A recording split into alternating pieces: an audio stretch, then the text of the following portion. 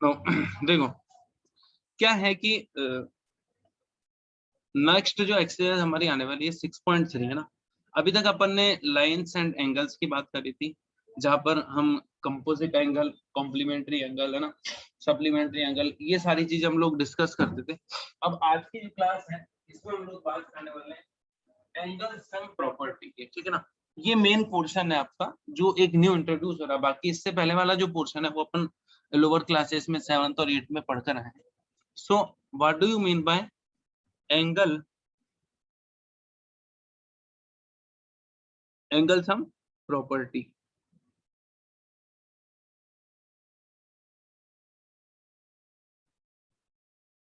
So angle sum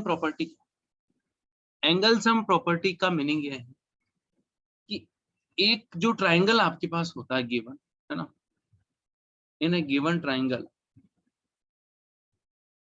ठीक है, in a given triangle the sum of all interior angle is equal to क्या होता है? Sum of all interior is equal to 180, ठीक है ना। एक जो ट्राइंगल है उसके हर एंगल्स का, इंटीरियर एंगल का जो सम होता है वो क्या होगा? 180 डिग्री होगा। जैसे ये angle A, angle B and angle C, ठीक है ना। तो angle A plus angle B plus angle C, ये क्या होगा? 180 डिग्री होता है। ये हमारी एंगल सम प्रॉपर्टी है। इस चीज को अगर आपको प्रूव करना हो कि prove that sum of all interior angle of a triangle is 180 degree, so हम कैसे प्रूव करते हैं? तो देखो, प्रूव देख लो आप, ये आता है एग्जाम में कभी कभी। तो आपके पास ये ट्राइंगल है, ठीक है। अब मैथमेटिक्स में क्या होता है कि आपको कुछ चीजें प्रूव करने के साथ साथ आपको कुछ कंस्ट्रक्ट भी करना होगा ना। कुछ प्रूव करने के लिए, कुछ करने के लिए कुछ होना पड़ता है, वो वाली बात है। तो यहाँ पर मैं क्या करता हूँ, एक मैं लाइन कंस्ट्रक्ट कर रहा हूँ, है ना। एम एन, एम एन मैंने कंस्ट्रक्ट क्या करी है? Construct M N parallel to BC, BC के पैरेलल एम एन मैंने कंस्ट्रक्ट करी है, ठीक है ना। अब मैंने क्या कहा है, देखो, इसको मैंने एंगल नंबर 1 दे दिया है, इसको एंगल 2 दे दिया है, इसको एंगल 3 दे दिया है, इसे एंगल 4 दे दिया और इसे एंगल 5 दे दिया है। हमें ये प्रूव करना है एंगल 2 प्लस एंगल 2, प्रूव क्या करना है आपको? Angle 2 plus angle 5 plus angle 4 क्या होता है? 180 डिग्री होता है। ये आपको प्रूव करना है, ठीक है ना। इसका मतलब सम ऑफ ऑल इंटीरियर एंगल, ये 3 इंटीरियर एंगल है, ये आपको प्रूव करना है। सो ये कैसे प्रूव करते हैं? हमने एम एन और बीसी को पैरेलल कंस्ट्रक्ट किया है, तो क्या मैं ऐसा बोल सकता हूँ angle 4 is equal to angle 3 होगा? कौन सा एंगल जेड बन रहा है? Alternate angle. Angle 1 is equal to angle 5 होगा। कौन सा एंगल है? ये भी अल्टरनेट एंगल, ठीक है ना। No, M N is a line, M N is a straight line. So angle 1 plus angle 2 plus angle 3 क्या होगा? 180 degree. Angle 1 angle 2 angle 3 linear pair है। एक लाइन पर बनने वाले सारे एंगल, एक पॉइंट पर बनने वाले सभी एंगल्स का सम क्या होता है? 180 डिग्री होता है। Angle 4 is equal to angle 3, तो इस एंगल 3 की जगह मैं एंगल 4 लिख दूं, और angle 1 is equal to angle 5 है, तो मैं इसकी जगह एंगल 5 लिख देता हूँ, और angle 2 as it is 180 degree. हमें प्रूव क्या करना था? यही तो प्रूव करना था, angle 2 plus angle 5 plus angle 4 180 degree होता है। तो ये हेंस प्रूव हो गया कि ट्राइंगल के तीनों इंटीरियर एंगल का सम क्या होता है? 180 डिग्री होता है। क्लियर है सभी को? प्रूव क्या है? How can we prove sum of all interior angle of a triangle is 180 degree? Anyone have any doubt? Exterior angle property का मतलब क्या होता है कि कोई भी एक जो ट्राइंगल, अब देखो सबसे पहले आपको ही समझना एक्सटीरियर एंगल होता है क्या। जैसे फॉर एग्जांपल मैंने एक ये ट्राइंगल कंस्ट्रक्ट किया है, ठीक है। तो इसमें एक्सटीरियर एंगल कौन कौन से होंगे? अगर मैं इस लाइन को आगे एक्सटेंड करता हूँ तो ये वाला जो एंगल होगा ये मेरा एक्सटीरियर एंगल होगा। अगर मैं, अब जब मैंने ये करी तो अब मैं इस लाइन को जब कंस्ट्रक्ट करूंगा तो ये वाला जो मेरा एंगल है ये एक्सटीरियर होगा, और जब मैं इसको आगे एक्सटेंड करूंगा तो ये वाला एक्सटीरियर एंगल होगा, ठीक है ना। सो एक्सटीरियर एंगल प्रॉपर्टी क्या बोलती है कि sum of two interior angle is always equal to exterior angle, ठीक है। जैसे हमारा ये ट्राइंगल है, ठीक है ना। ये एंगल मेरा 1 है, ये एंगल 2 है, ये एंगल 3। अगर मैंने यहाँ पर ये एक्सटीरियर एंगल 4 बनाया है तो एंगल 4 इज इक्वल टू क्या होगा, एंगल 1 प्लस एंगल 2 होगा ऑलवेज। समझ में आई बात? अगर मैंने ये एक्सटीरियर एंगल बनाया है, ठीक है ना, ये वाला, तो एंगल 5 इसको दिया है, तो एंगल 5 इज इक्वल टू हो जाएगा एंगल 2 प्लस एंगल 3। ये वाला एंगल आपको लेफ्ट करना, लीव करना पड़ेगा, इसको छोड़ना पड़ेगा, है ना।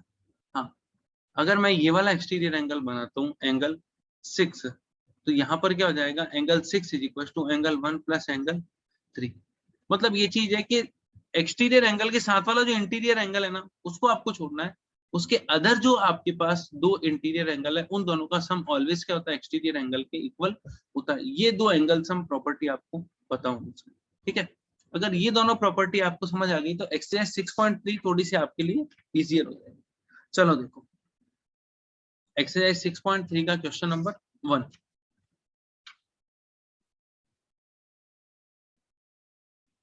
Question number 1, in the figure side QP and RQ of triangle QPR are produced to the point S and T respectively। आपको गिवन एंगल है, आपको PRQ क्या करना है, फाइंड करना है, ठीक है। सो देखो ये आपका डायग्राम है PQR, और हमने इसको ये एक्सटेंड करा है यहाँ तक, और ये एक्सटेंड करा है। सो ये हो गया मेरा Q, ये हो गया R, ये हो गया T, ये हो गया P, और ये हो गया S। ये हो गया 135 डिग्री, ये वाला हो गया 110 डिग्री, ठीक है। TQRSP, ठीक है ना। अब हमारे को क्या करना पड़ेगा यहाँ पर, देखो अब आपको निकालना है। तो अभी अभी हमने सीखा है कि आपको ये वाला एंगल निकालना है, ठीक है ना। तो सबसे पहले हम क्या निकालते हैं, ये वाला एंगल निकाल लें।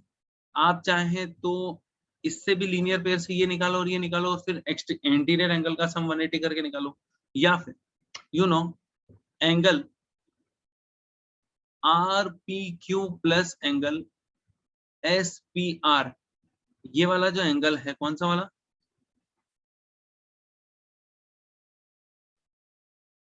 ये एंगल आपका ये वाला एंगल और ये वाला एंगल, इन दोनों एंगल का सम क्या होगा, 180 डिग्री होगा। लीनियर पेयर से, है ना, तो आपको लिखना लीनियर पेयर से। तो यहाँ पर RPQ निकाल लूं, RPQ प्लस SPR आपको 135 दे रखा है, ये 180। तो RPQ की वैल्यू क्या आ गई यहाँ से, 180 minus 130 that is 45 degree,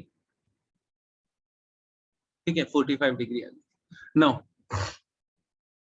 RPQ की वैल्यू 45 डिग्री आ चुकी है, ठीक है ना। अब हम क्या करते हैं, RPQ की वैल्यू जब 45 डिग्री आ गई है तो आपको यहाँ पर ये कैलकुलेट करना है। अभी अभी हमने सीखा है कि दो इंटीरियर एंगल का सम एक्सटीरियर के इक्वल होता है। तो angle RPQ plus PRQ is equal to क्या होगा, एंगल PQT होगा, है ना। यहाँ पर लिखना है exterior angle property. So angle RPQ आपके पास आ गया है already 45 degree.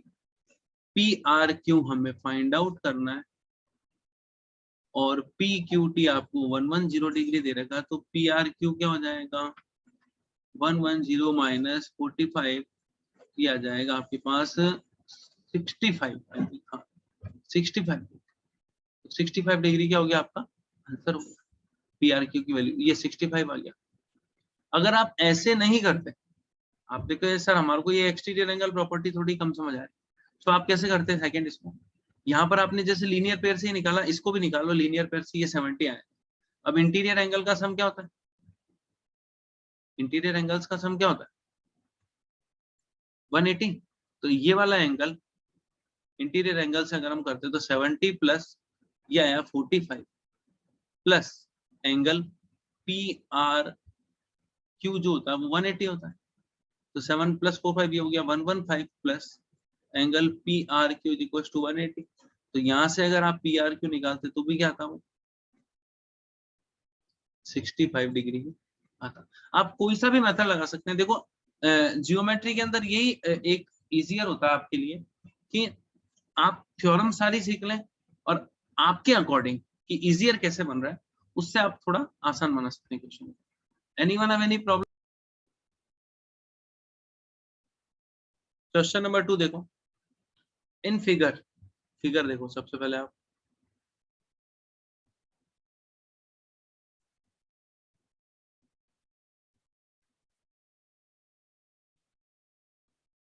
X Y Z 62 degree, ये है टोटल, है ना। एंगल वाई जो है वो है total 54 degree and it is O. आपको यही फाइंड करना होगा ओ 100%। देखो क्या है, angle X is equal to 62 degree given है, angle X Y Z is equal to आपको गिवन है 54 डिग्री, ठीक है। YO and ZO are the bisector. YO and ZO are the bisector. YO and ZO are the bisector of angle XYZ and angle XZY respectively. ठीक है, मतलब ये वाला जो पोर्शन है और ये वाला जो पोर्शन है ये इक्वल, समझ में आई बात? अब देखो क्या होता है, फर्स्ट ऑफ ऑल हम क्या करते हैं, एंगल ये निकाल देता हूं मैं, angle x plus angle y plus angle z is equal to क्या होगा 180 डिग्री होगा एंगल सम प्रॉपर्टी से। एंगल x मेरे को 62 डिग्री गिवन है, एंगल y मेरे को 54 गिवन है, एंगल z गिवन नहीं है, तो angle z is equal to हो जाएगा 180 माइनस 54 प्लस 62, ये हो गया आपका 116 464 डिग्री। ये z की वैल्यू आ गई, इसकी टोटल वैल्यू क्या आ गई 64 डिग्री।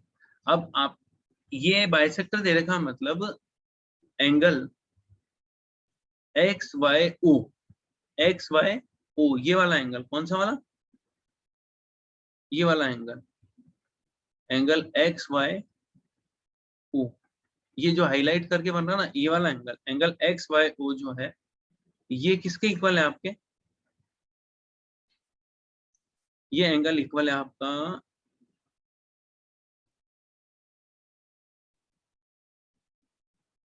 इस वाला एंगल के, ये जो एंगल है ये इसके, ये रेड रेड जो हुआ ना यहाँ पर इसके, ठीक है, ये दोनों एंगल के इक्वल है। तो इसको एंगल कर दो O Y Z, angle O Y Z, इसका मतलब ये टोटल 54 है, तो ये 27 हो जाएंगे, तो ये वाला हो गया मेरा 27 और ये वाला हो गया 27। सेम चीज यहाँ पर भी ये इक्वल है, तो ये क्या हो जाएगा, ये 32 और ये 32। अब आपको निकालना है triangle, in triangle O Y Z, O Y Z, तो आप कैसे निकाल सकते हैं, angle O plus angle O Y Z plus angle O Z Y is equal to 180 होगा। यहाँ पर ये 27 है और ये 32 है, एंगल वो निकल जाएगा ना, इन दोनों को ऐड करो, ये आएगा आपके पास 59, एंगल वो इज इक्वल टू हो जाएगा 180 माइनस 59, तो 121, क्या आ गया 121, एंगल ओ की वैल्यू क्या आ गई, ये वाला एंगल आ गया 121 डिग्री। क्लियर है सभी को, एवरीवन है, anyone have any doubt in this? Yes, question number 4 देखिए, in the given figure if lines PQ and RS intersect at a point T such that angle PRT 40, RPT 95 and TSQ 75, okay you have to find SQT। Diagram देखो कैसा है, ये diagram है आपका पास,